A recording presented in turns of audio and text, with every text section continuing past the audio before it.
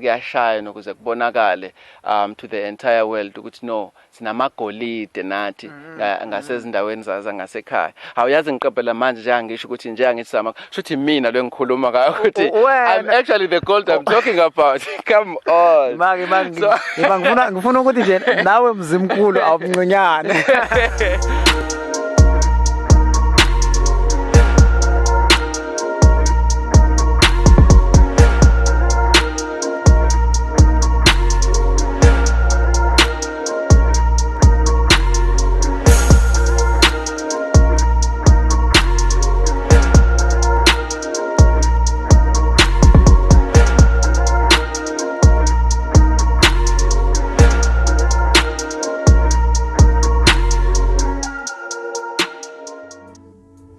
Sanibonani babukele emakhaya igama lami nguzuzeka Nomvala uma dzaniva intombi yaseKlaiseli khona la koMzimkhulu kwaZulu Natal eSouth Africa ngithi nje welcome and welcome to yet another exciting episode on Dream on TV lapho khona sithi amagugu aseMzimkhulu lapho soke siprofile khona nje abantu abangahlalanga phansi kodwa benza izinto ezithatha igama lesemzimkhulu lizibeke endaweni abantu ke labo abenza lokho mhlambe ngokuveza amaciko abayiwona mhlambe ngokubhala njena njengamhlanje sobe sibheke nje ukwazi indlangisa olithathile igama lasemzimkhulu walibeka lapha yabuka nje phela ngoba usehambile wayomela lelizwe khona leko Ghana lapho khona ehambile nje ngepoetry yakhe siyazi ukuthi uyibhalile nencwadi lapho khona enza poetry eziveza khona indlela acabanga ngayo nemicabanga nayo aziveza khona amaphupha nayo through writing nangepoetry sithi nje namhlanje sobe sikhuluma naye sihleli kabanzi sibuza ukuthi ngempela ijourney yakhe iqalephi ihamba kanjani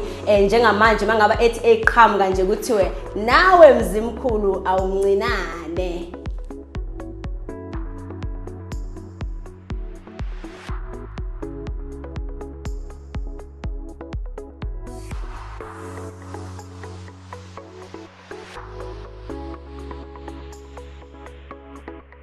Sawubona kwazi. Uthi siyaphila niyaphila? Sikhona.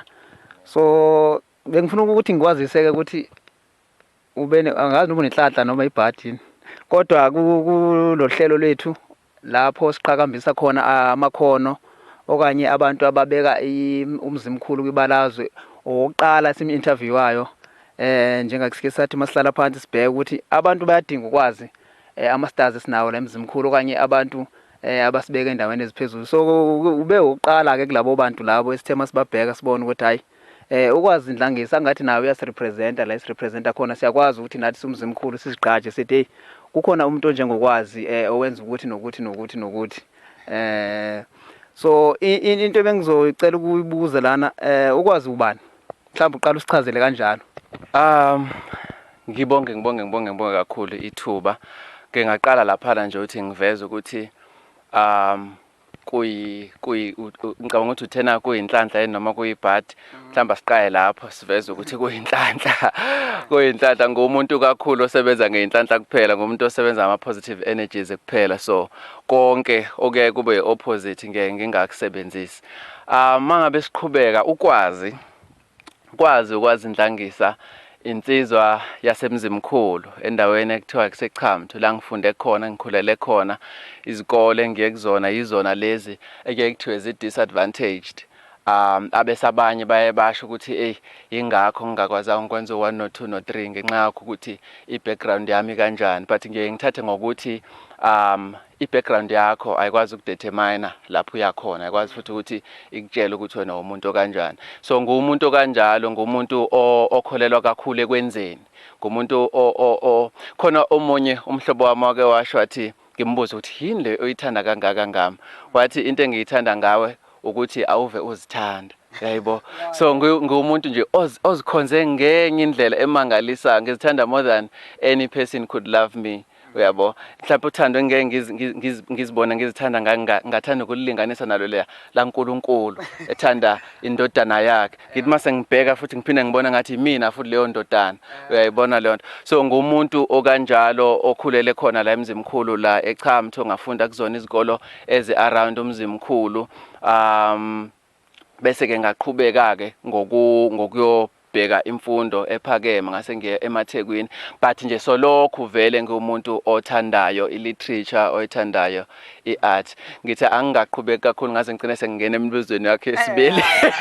ya imake mhlawumbe uzokhumbula ukuthi nami ngeke ngafunda nawe kulezi zikolo lezo zibalayo. Yeah, so manje angikukhumbula Mkhulu JS by the way.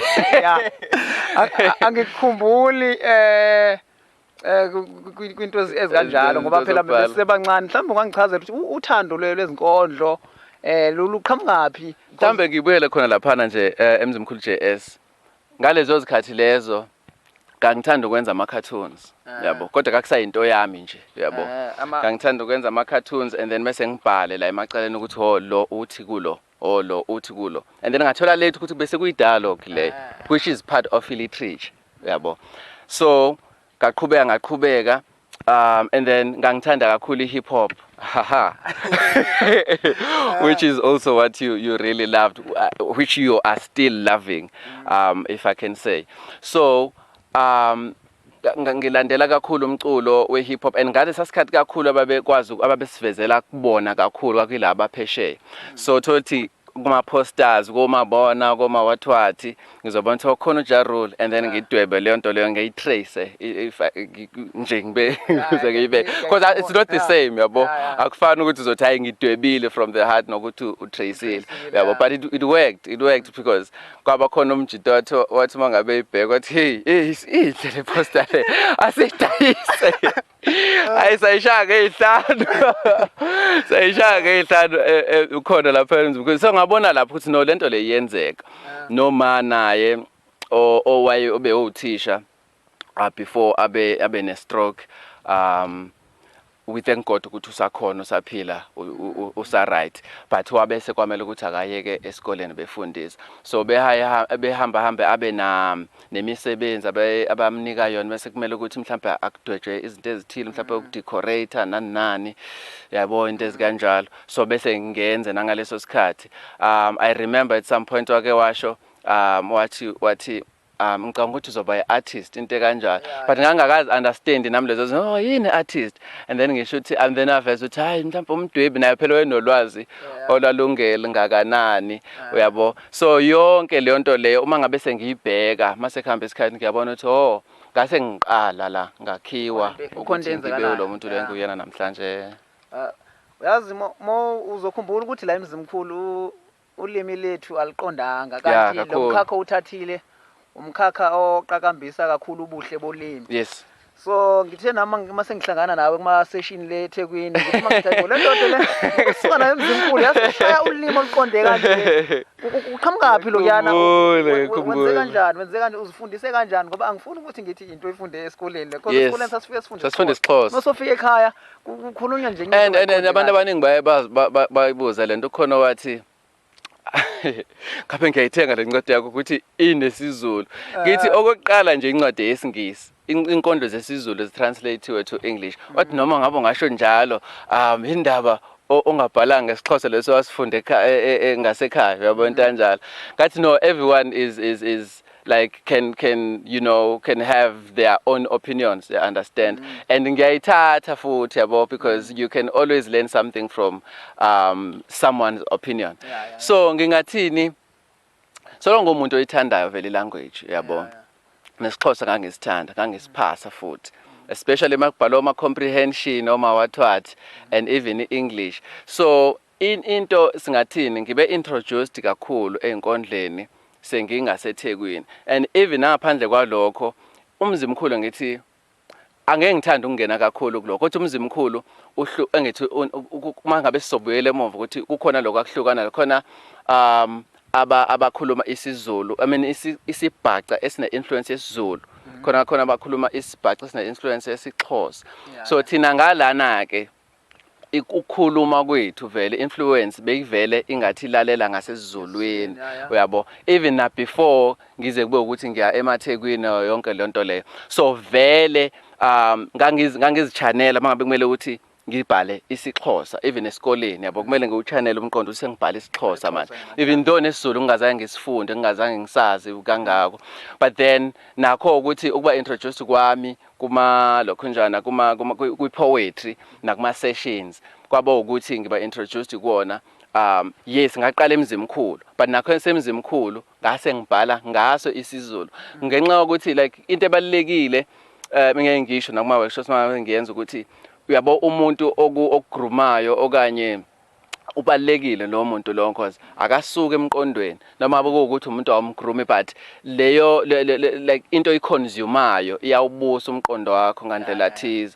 uyabo so nami poetry ngangiyilalela ngalesa sikhathi even noma ngathi mhlambe ngangiyilalela poetry yayikhona saba introduce ukuthi ubone umuntu ku TV uyabo iZulu love letter engabhori uyabo kwaqhamuka siyabonga Mpongoze ngesona sepophomeni ngasekhaya siyabonga Mpongoze uyabo kwaqhamuka olona Osbo the poet uyabo nje ngabala ngithini like babe baningi influencer eningi ila yabo lanakho futhi ukuthi umsakazi sasulalela weradioweni you understand so ayimaningi vela ama influences nokuya kwami ke eThekwini even though ngaqala ngibhala khona la yabo so mase ngiya eThekwini sengattend ama sessions wakhona ngabe ngivele ngisithanda ke vele isiZulu ngiyuthanda vele ukufunda you understand so kwaba indlela ke ekhula ngayo lento lena ngaba indlela ekhula ngayo but uma ngabe ngakutshela iqiniso nje ngomuntu osafisa ukuthi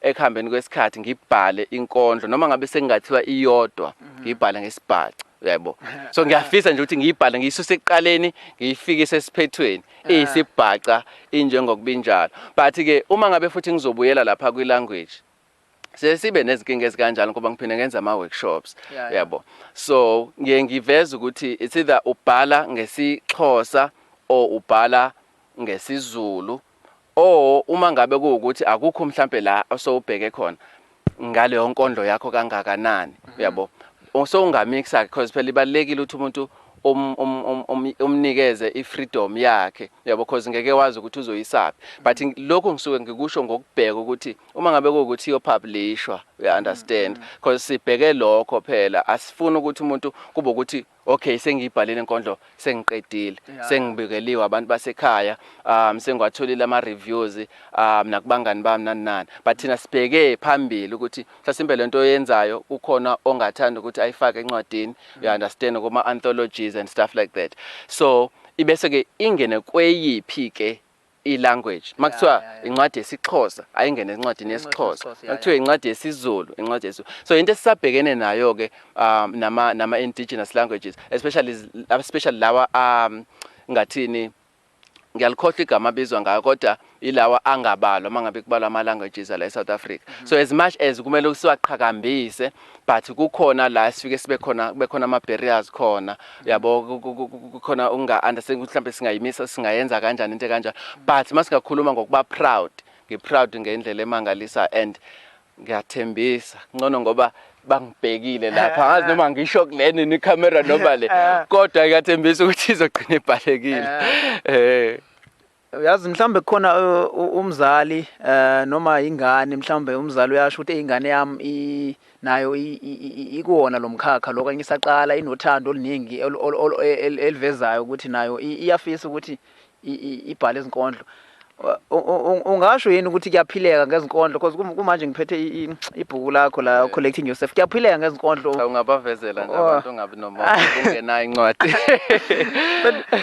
kuyaphileka ngezinkondlo ungakwazi ukuthi okay uqhama la uthi ngivezele icamera lapha nayi icamera ezoyiveza kahle la incwadi kakwazi lapho khona ethi collecting yourself before singene kuyona bengifuna ukusho ukuthi ngizwile futhi ukhuluma nangama workshop ukuthi kuyaphileka yini ngezinkondlo nje ukuthola ukuthi nje hayi mina kuthiwa wenzani hayi ngizenzela izinkondlo ngoba kunabantu abakubuzayo ukuthi wenzani yabo abesalindele ukuthi uzokhuluma ngokuthi hayi ngisebenza officeini la kwabani kuyaphileka ngezinkondlo lo mbuzo uhleli ubanzima njalo ngihleli nguthola abantu benza sure ukuthi baqinisekise ukuthi bayabuza ngaphandle ukulahlekisa abantu akuyena wonke umuntu osuke engakwazi ukuthi aziphilise ngenkondlo because lokhu kubalekile ukuthi sikuveze as much as sikugqugquzela nokuthi abazali bazisupport ingane zabo ukuthi zenze lokhu okufiswa inhliziyo zabo yabo because into mangabe uyenza ngenhliziyo will never go wrong yabo kushiyo kuthiwa uma ngabe usebenza umsebenzi othandayo alukho usuku la ufila ngathi usemsebenzini khona ufila ngathi nje yazi uyaphila usekhaya uyabo you are doing what you were supposed to do like it feels like that yabo so for mina nami kuzwakala kanjani ngizizwa kanjalo mangabe ngenza izinkondlo so ngaphandle kokuzizwa kanjani because la ubuze khona siya ngasemalini ke manje so it's very difficult because izikhathi azifani ayifani nento ukuthi uyazi ukuthi izophela inyanga ngizothola imali engaka izophela inyanga ngizothola imali engaka until kube uwe ostrategize ukuthi okay ngiyenza kanjani lento ingisebenzele ila sengena khona ukuthi khona ama workshops yabo uma ngabe sengenza ama workshops ngiyazi ukuthi ngina ama workshops engikwenzayo each and every month so sengizenzele income ngaleyo ndlela okay ngiyazi ukuthi nginalo ibhuku engilidayisayo likhona kuma bookstores uyabo ngiyazi ukuthi mhlambe nginayo iDVD engayikhipha eminyakeni edlule uyabo iyadayisa nayo kukhona ama events you understand but sengisholo le nto leyana ukuthi uma ngabe uzoba dependent on ukubizwa ukuthi okay ngikhona ngiyipoet angibizwa angijanjani so ngumuntu ongakholelwa kakhulu kuleyo nto leso for mina it's more than ipoet like it's business so mina mangabe ukhuluma nami ukhuluma ne-businessman o-businessman yani yenzani is a poet you understand ngine company ngenza ama events ngenza so mangabe uzoyenza nje ubhekane nayo kanjena kuba ukuthi ulindela ama gigs kuphela then engathanda ukuba nzima but uma ngabe uzo strategize ungezothatha ngokuthi ngenza nje izinkondle but thatha ngokuthi uyadayisa yini lo idayisayo udayisa inkondlo and wherever there is exchange wherever udayisa there is exchange khona imali ephumayo khona imali engenayo khona service ephumayo khona imali engenayo you understand so ngeke ngiqede ku depend emntwini ukuthi yena uzichanela ngakuphi ukuthi uyakwazi ukwenza lokho ngeke sisho ukuthi wonke umuntu uzofundisa izinkondlo omunye ukwazi ukuzibhala kuphela omunye yena uthanda ukuthi mhlawumbe hayi ukuthi angakezwa ukuthi nasezinkondlweni uyakwazi ukuthi ube nomuntu okubhalelayo wena uqhamuka so high kuphela you understand but isa industry esazama ukuthi siyakhe you understand but ngiyajabula la sikhona uma ngabe sokwazi ukuthi uphile ngezinkondlo because mina ngingasho ngithi I'm a full-time poet like there's nothing else that I do yabo and angikaze ngaba nje nomsebenzi mengathi nje mhlawumbe ngawenza kwaphela unyaka yabo ngazama leyo mpilo leyo ngabona ukuthi ayihambelani nayo yonke into engenza ngibe yimi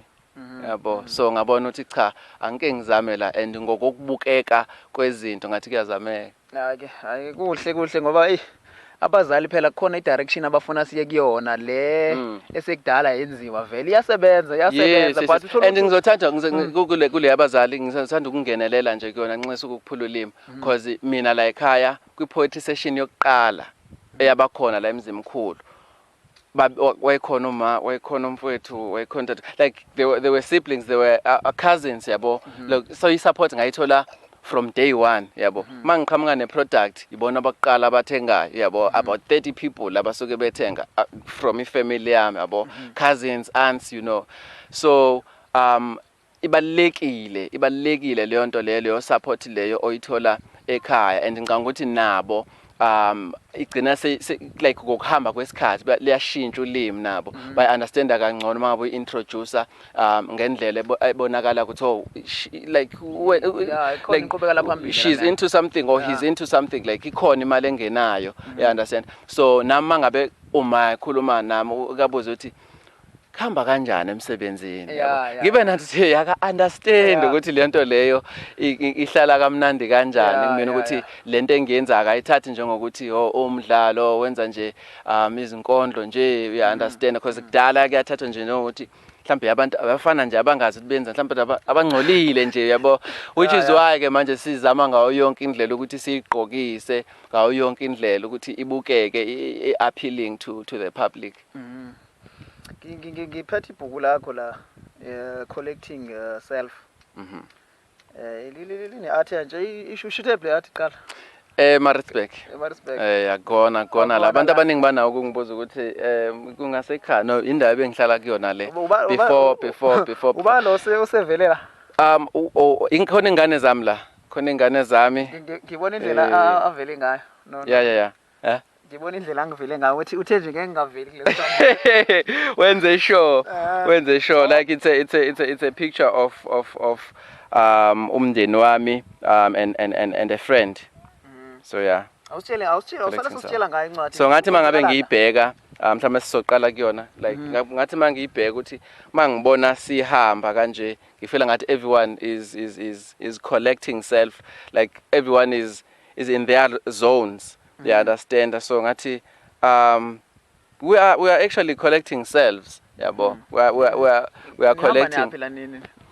Okanye kuvuke umkondlo nje ngibona isithombe. Yazi ke nalokho ukuthi sasuke emanzini. Yabo, so ngumuntu nami okholela kakhulu ku cleansing, you understand? So kangisuka ukuyozicleana nami ngokuhlukahlukana kwethu sesisuka ukwenza into kanjani. So collecting self is more about like collecting self, making sense of, you know, I was trying to make sense of everything in my surroundings. I mean, not say everything though, like most of the things in my surroundings and within, like because ngiyakholela kakhulu ekuziqokeleleni, ekuzikhumbuzeni ukuthi ngubani, yabo, eksuseni konke wonke ama energies, because nginento ethi there's a lot that is happening, yabo. There's a lot that is happening la esikubonayo nesingakuboni, yabo. So senza kanjani ukuthi sike siphumeke la, yabo, sizikhumbule, yabo. So we need to collect self from time to time, yabo, sidinga ukuthi sikhohle konke lokho kwenzakalayo, but with not ukuthi sikhohlwa ukuthi akukho. Yes kukhona kodwa siphila kanjani ke kukhona, you understand? So ilapho ke sekumele ukuthi uzame ukuba nezindlela zakho ozozikhumbuza ngazo, and even though ngingeke ngisho ukuthi sekuyimanual la engitshela khona ukuthi yenza lokho, but ngiyakukhumbuza ukuthi kunezinto ezikanje esiphila nazo, yabo. Okay. Sizovala nje wena kwazi. Ngifuna usichazele kuthiwa kune summit la o invite kuyona, angazi kwenzakalani. Mhlawumbe usichazela ngayo uthe youth summit ezoba seGhana. Yeah, African Youth Summit. Izoba iseGhana ngoNovember. Yeah. Lapho kuzobe khona intsha a business minded okanye ngathi a business driven, you understand? Ngokuhlukahlukana kwama genres abakona. Angazi noma liyasebenza sengijwayele phela emculweni nansengisengisenza genre, yabo. So ngingene kuyona more like a business person who's into poetry, but as a business person, because I sell books, you know, I also do events, like so I take myself as a business person. So they send me an email besho ukuthi ngosuku olukuthi singajabula uma ngabe ungaba yingxenye ye-summit ekanje. Engicabanga ukuthi kube intokozo ngempela, ngazi why ngithi engicabanga ukuthi because ngiyazi ukuthi kokujabulisile kakhulu, because laphana kuzobe khona ngathini ama workshops, kukhona ama seminars, yabo, like khona ama speakers from government, from business people, kukhona you know, like kuningi okuzobe kwenzeka lapho kuzobe kuqhuquzelwa khona intsha eyenza something emphakathini yabo, you understand? So kukhuliswa lokho sekuvele kubonakala ukuthi khona kuhle, and then kuyashine ukuze kubonakale to the entire world ukuthi no, sinamagolide nathi ngasezindaweni zangasekhaya. Awuyazi ngiqaphela manje njengangisho ukuthi njengangithi shuthi mina lo ngikhuluma ngayo ukuthi I'm actually the gold I'm talking about. Come on. Ngifuna ukuthi nje nawe mzimkhulu awumnconyane. So yeah, kuyinto kanjalo la so kukhona ama classes ukufunda ngizothola ama certificates and stuff like that. Like there's a lot that will be happening khona maso abantu abakwi politics, you know, khona le lokhunjana eAccra eGhana, and but ama speakers akhona asuka endaweni ezihlukahlukene. Yeah, so it's a big thing. It's a big thing. It's only African countries or so it's only African countries kule, because yashuthi African summit, like okay. It's an African summit, but ikhona ne global, yabo. So by being part of le African, I'm an affiliate to the global summit, yabo. So ikhona na, but le yona igxile ekugquzeleni intsha eyenza something emphakathini yawo la eAfrica. Yeah, ne. Hey, sesivala nje kwazi.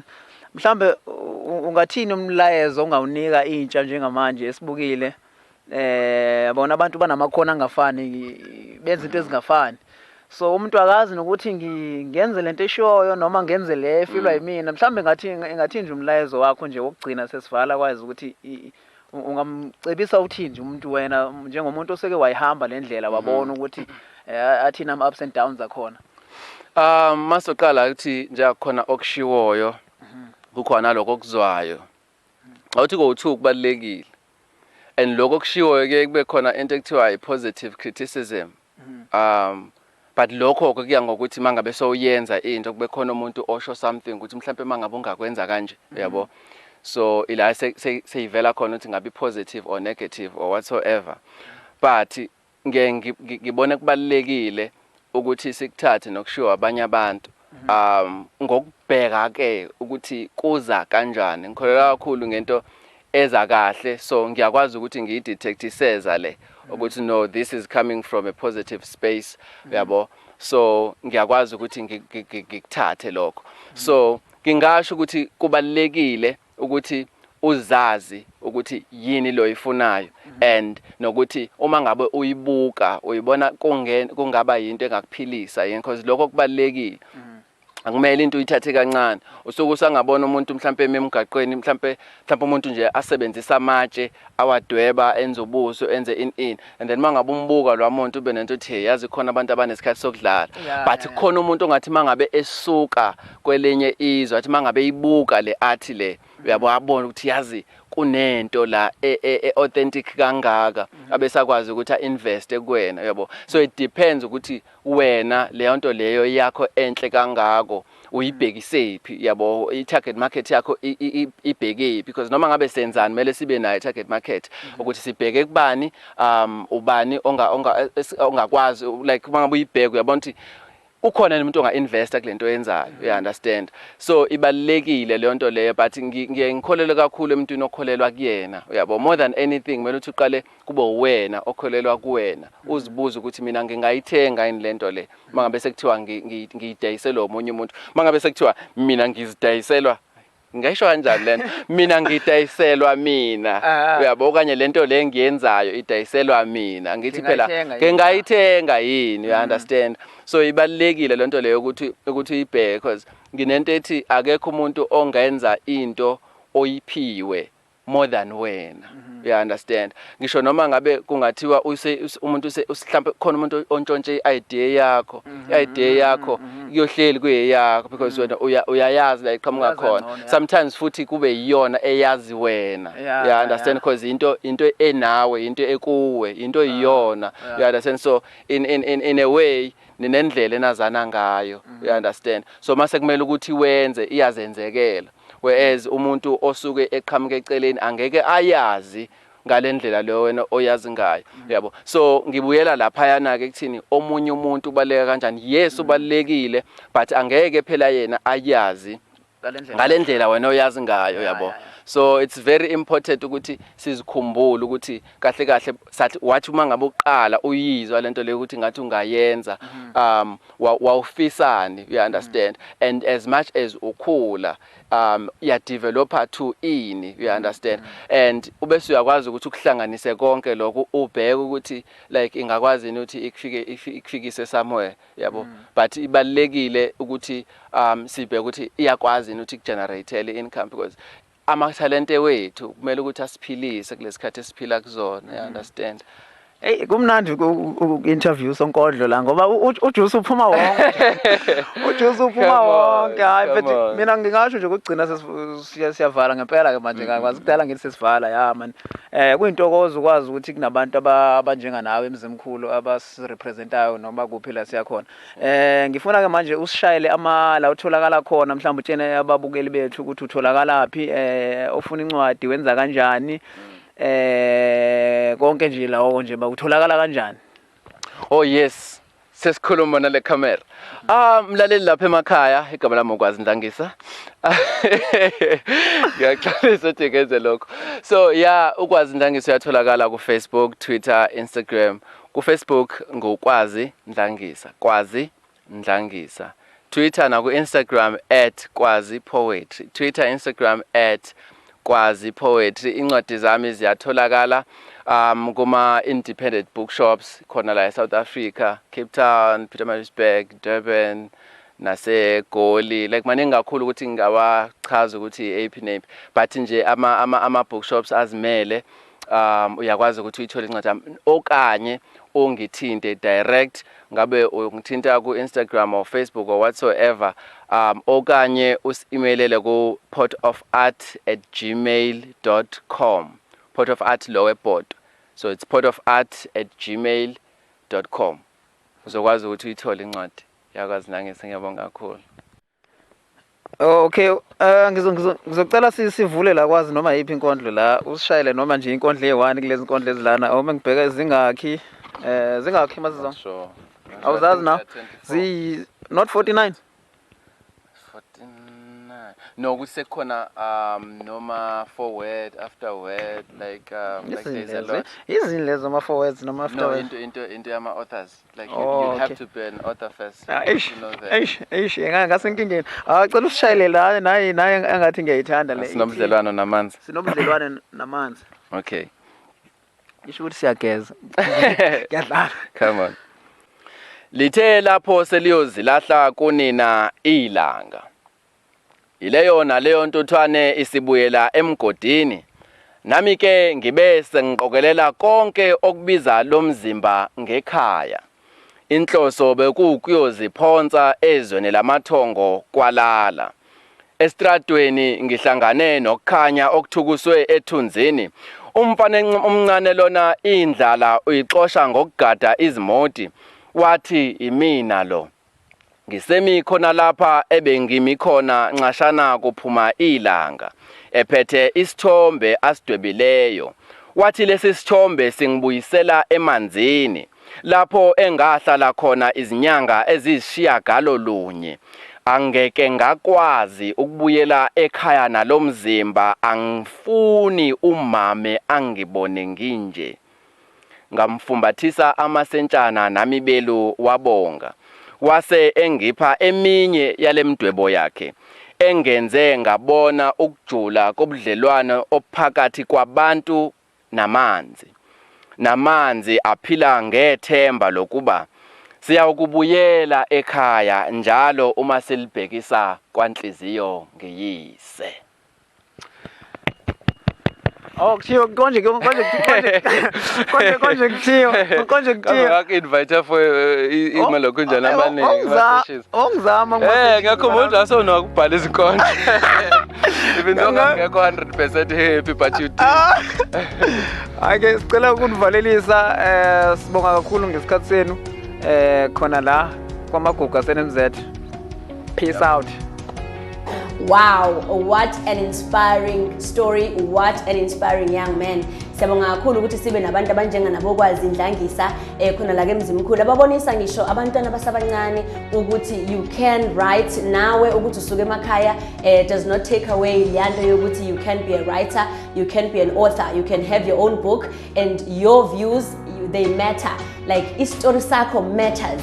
Because istory sakho has not been said, that means ukuthi istory sakho samele ukuthi sisizwe. So abantu abangayisho lento leyo ukuthi I'm not going to write a book because so many books have been written. Yes, a lot of books have been written, but we have not heard yours. So write, guys, if you have that passion, and I hope ukuthi story Sikakwazi has given you that push ukuthi if you want to take this route, go for it. It doesn't matter ukuthi usuka kuphi. Thina nje si-inspired ukuthi ke nawe qhamtu kusuke umuntu owazobhala incwadi wagcina sehamba amazwe eyomela engasazimeli yena kodwa seyomela isizwe sakhe. Asithembe ukuthi ke nomunye umbhali njengamanje ohlele emakhaya ubukile othi yey incwadi zami 72 page ngibhala nami I can make something out of this. Go and do it.